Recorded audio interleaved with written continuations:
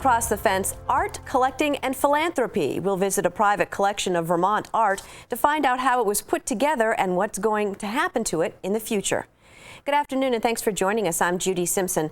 In 2016, the University of Vermont's Fleming Museum featured art from the collections of more than 20 UVM alumni. Some of those pieces were from the collection of Brooks Buxton. He's a Vermont native from the class of 1956. The Fleming will one day be the permanent home of the Buxton collection. We spoke with Museum Director Janie Cohen about the gift and how it reaches beyond the university. I really think this is by far one of the most important gifts ever given, in the history, not just of the Fleming, but in the history of the university's collecting, which began in 1827.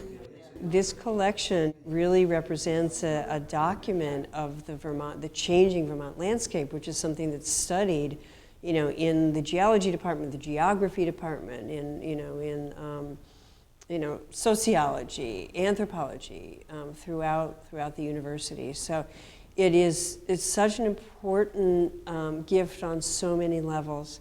The collection is kind of a double document of how art advanced during the course of the 20th century, but also of exactly how the landscape and the built landscape and the agricultural landscape and the use of the landscape advanced. So the information that they contain is so rich for a university collection beyond aesthetics. To see more of Buxton's collection, we turn to Vermont historian and fellow collector Howard Coffin. Here's Howard. I love art museums and art galleries. I haunt them. Sometimes I buy. I'm a collector. What I like most is to be surprised, to walk into a gallery and see something I never expected, like in the Smith College Gallery recently, I saw this magnificent red Kandinsky landscape. It stayed in my mind. And here I am in a home in Jericho, Vermont, which contains surely the best private collection of Vermont art that exists. And I'm always looking for Vermont art. And when I went around this corner, boy, did I get surprised.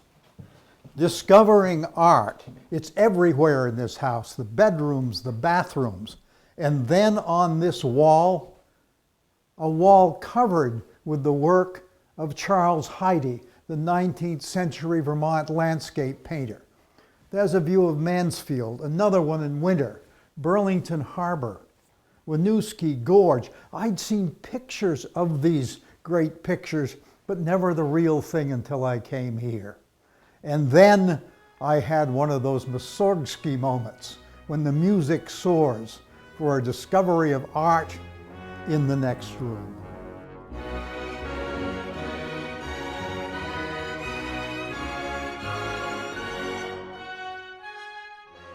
The favorite painting that I came on is this Aldro Hibbard painting of a Vermont hill farm. My grandfather had one, and I look at this painting and I see that way of life as I think I have never seen it depicted. And the owner of this and the other paintings is Brooks Buxton.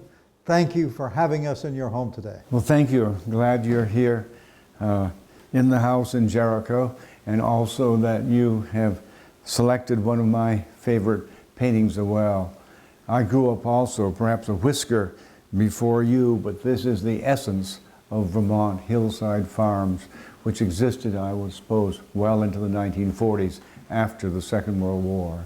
I know one thing we have in common. I believe that you are a seventh generation Vermonter. Yes, that's correct. And you grew up? Well, I grew up mainly in Jericho, but the family, my father's family, were from Plainfield, Marshfield, Hollister Hill, oh, yes. The Buxton Farm, and mother's family were from Montpelier. And they collected a bit? Yes, they did, and my grandmother did, and my great-grandmother collected also way back early in 1900, 1910, that era. They were aware of Vermont, particularly Vermont furniture, they were well aware of. And you've had an interesting life. You went to the University of Vermont class of 1956, yes. and then on to law school? No, I went to, it was in the Air Force for 3 years. Okay, I was yes. an Air Force ROTC, so I was a young Air Force officer and stationed, of course, in the United States, but also in Spain for a year at the Strategic Air Command. That was the era when, of course, the Russians were coming. Yes. And so I had the good fortune of being in air base outside of Madrid for a year. And you become an expatriate, I believe. You're overseas most of the time. Yes, I was very fortunate. Again, it was the end of an era. I was overseas for nearly, well, over a period of 41 years, 42, basically in the Middle East and North Africa. And then the last few years I was in London for many years. Then I retired. I was in Saudi Arabia in Riyadh when I retired in 2003. And you were in the oil business. Is that Yes, right? that's Yes. correct. You know. And but you always stay in touch with Vermont. Yes, of course, the family, extended family too, were here, but my roots were very strong. Again, I think a family tradition. And yes, I very much return faithfully on my vacations to Vermont and remained a keen interest in the university, in other institutions in Vermont as well, of course. The legacy of being a Vermonter, but also of collecting Vermont furniture and Vermont paintings that would be someday would go to an institution in Vermont. And in a recent conversation we had, you gave me some information on your modus operandi here about staying in touch with important people in the right places. Well, yes, of course. I think that's essential with any collector, whether it's, again, antiques, books, paintings, Yes. baseball ephemera. You have to, I think, develop a core of reliable dealers, both here.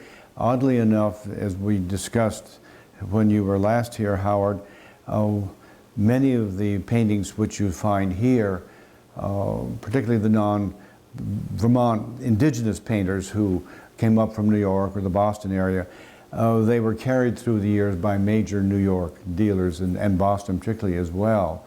They might have sold these paintings when they were originally painted, let's say in the 1920s and 30s, of a New York artist. And then the family of the generations down don't wish to have them anymore, and they call the dealer, whether perhaps father or grandfather may have purchased this painting, like a Hibbard, for instance, who's carried still today his estate by the Vose Gallery on Newbury Street there in Boston. You also mentioned, I think, staying in touch with the major auction houses in New York. Yes, that's correct. Sotheby's, Christie's. And Christie's and Yes. Skinner's in Boston, Northeast Auctions in Portsmouth, New Hampshire, and of course here in Vermont, the Merrills have been, over the years, Dwayne Merrill, but his parents have been extremely supportive of my efforts, as Dwayne has, and his son Ethan now is carrying on that tradition of alerting me to potential good Vermont.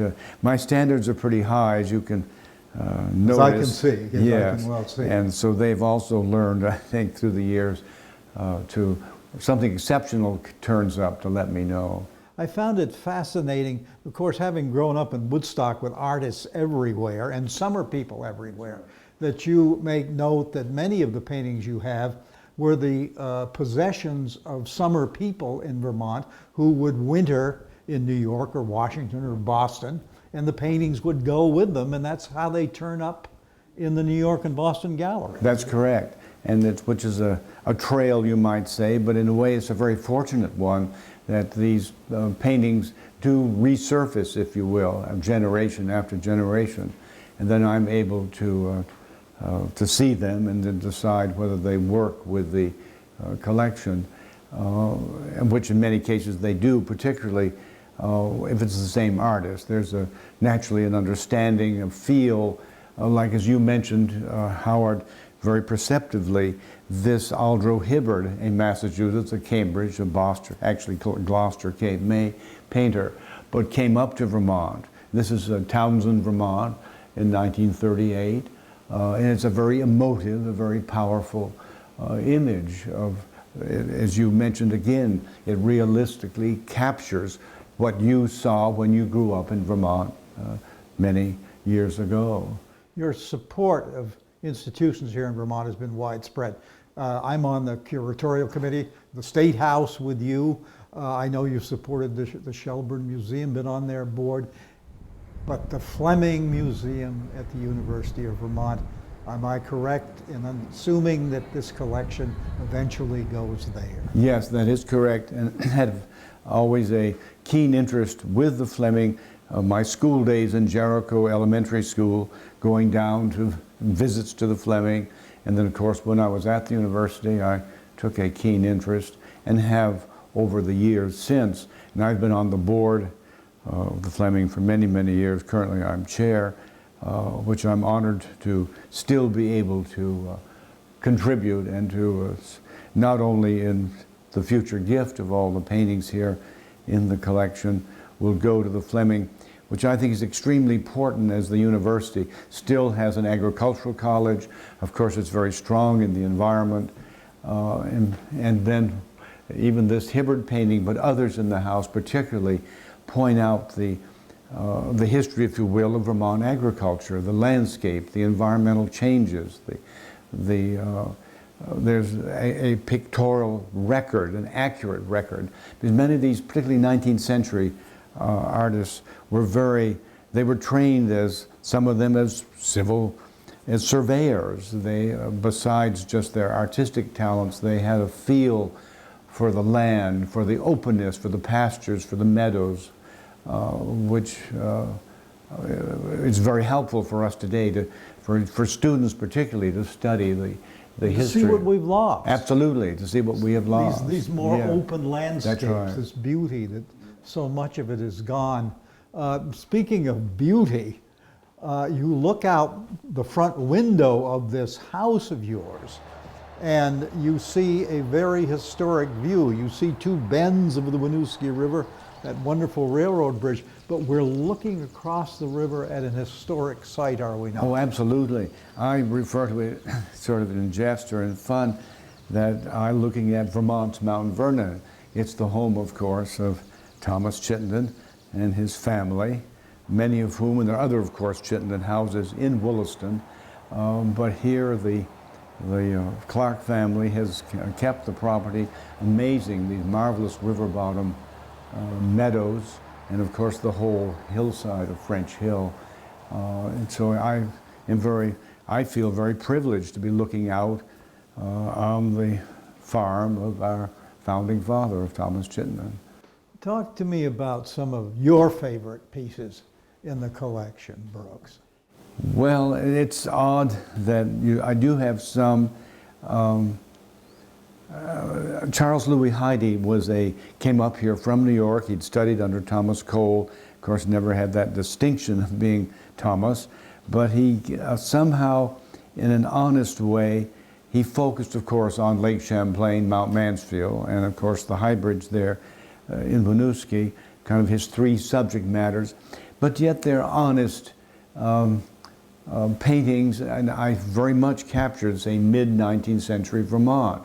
He was not as sophisticated, say, as an example, as a Hibbard or a Paul Sample, John Carlson, the New Yorkers who came up. And again, I think what I tried to do in the collecting is that to select a painter who understood what life was about. These are not romanticized. These are really, they had a feeling, they had an understanding of how simple 19th century and the early 20th century Vermont farmers were, their lifestyle. And I think they were able to pick up on this, as a good writer has done the same.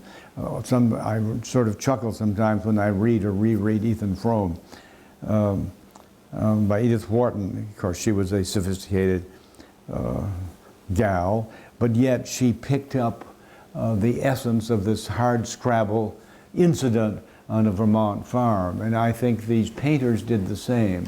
that they had a special understanding for the environment, for the openness, for the ruggedness, for the difficulty, if you will, the hard, it was a hard life.